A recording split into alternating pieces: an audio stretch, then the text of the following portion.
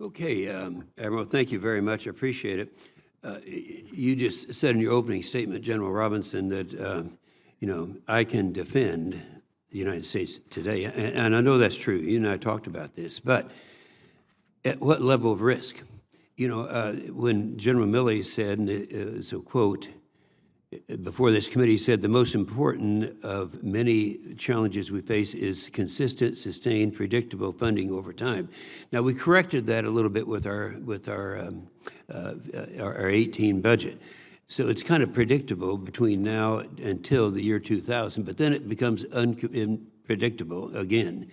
So I'd like to have both of you just very briefly tell us at what level of risk are we able to do what we have to do today that you can tie directly to the unpredictability of budget. So, sir, I'll start and then I'll turn it over to the Admiral. To me, predictability is everything, right? As a consumer of readiness, as the one that has to use the things that the service chiefs have to organize, train, and equip for me, what's important is to understand what I've got out there for capability. So I'm telling you today, I can defend the United States of America when it comes to ballistic missile defense, given what we did, what we have done from a funding perspective, but as importantly, what we did with the ATR, and adding capability and capacity in Alaska, and what we continue to do with discriminating radars. So all of those things I'm comfortable for, but we have to allow the services to be able to plan because they're the ones that provide us that readiness. Okay, Admiral. Sir, as you and I have discussed, anything that challenges the service's ability to provide the forces that we request to be able to effectively secure the southern approaches to the United States is a challenge.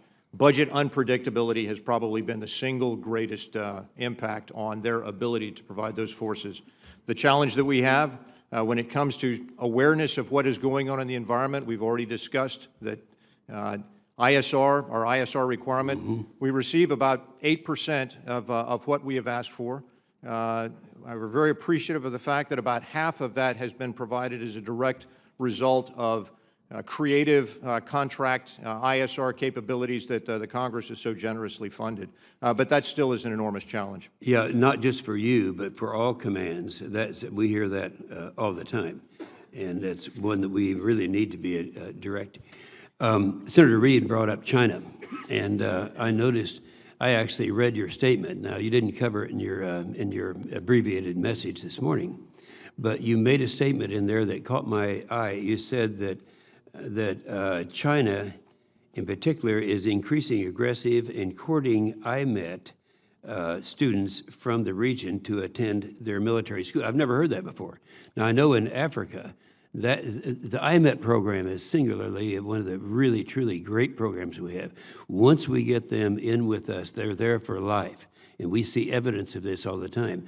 I was not aware that China is actually trying to move into that. Could you kind of share that? Senator, I've long felt that the IMET program is probably our single greatest long-term investment value for the dollar that we put into it.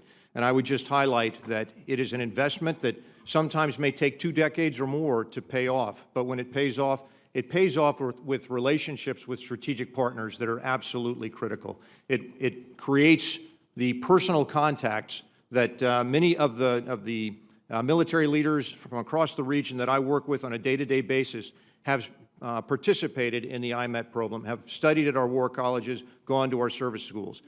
China watches that very closely. They've recognized the value of that strategic investment. And so they basically have taken a leaf out of our book, and they are very lavishly funding to bring senior military officers from a variety of key countries around our region to China for very lavishly expensed, all expense-paid trips for them, for their families, to be able to live a very high lifestyle in the countries. There's still a recognition from our partners that the greatest value comes from studying in the United States.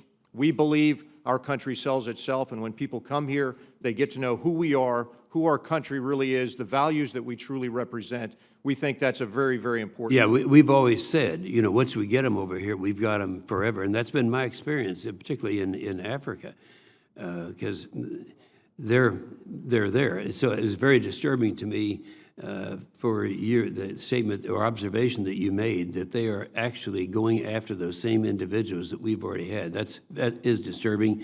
It's given us something new to address, and I appreciate that very much, Senator Reid.